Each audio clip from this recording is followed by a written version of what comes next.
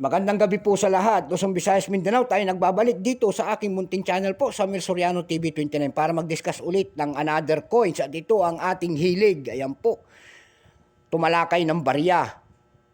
Kung sari-saring barya ang ating tinatalakay dito at ito naman ay ating hilig. Ayan, parati ko sinasabi. Babatiin lang natin yung aking mother dyan sa Dumpay, Basista, Pangasinan, Masantos, Nalabid, Sikayon, Amin. Dyan naman po sa ating mga tsuhin dyan sa parting Isabela po, sa Monte, Quezon, Isabela po, ang aking mga angkil dyan. Ayan po, yung kapitang kong angkil dyan, Uncle Bernie, yung Santi Mercy, at saka si Uncle Melchor, at saka si kanyang anak. Ayan. Naimbag nga rabi iyo amin sa lahat ng mga Ilocano po. Ayan po, so ang tatalakayin natin, magsisimula po tayo sa ating talakayan. Ang pag-usapan po natin ay world coins, foreign coins kung tawagin. Ayan. Pera po ulit na Singapore ang ating titirahin. Ayan po. Ayan, ang pera po ng Singapore, 1997, 20 cent. Ayan.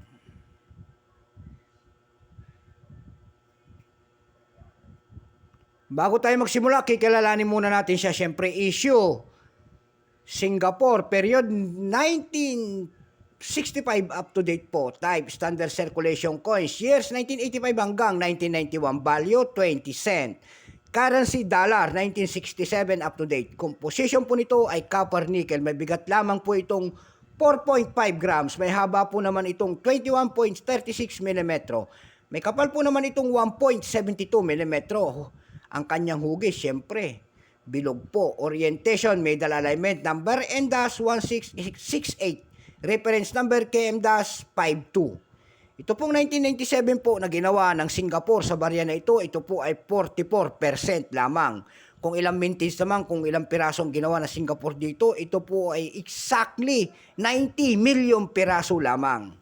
Meron ang price doon sa ating ginoong numista.com po, ang kanyang tawagin ng ating mga kolektor, yung kanyang very fine 9 pesos lamang. Extra fine text 16, almost uncirculated 18 at uncirculated dito ay nagkakahalaga lamang ng 30 pesos per piece. Dako naman tayo sa kanyang presyo doon sa ating numista.com, may nagbebenta na nito ng $7.80.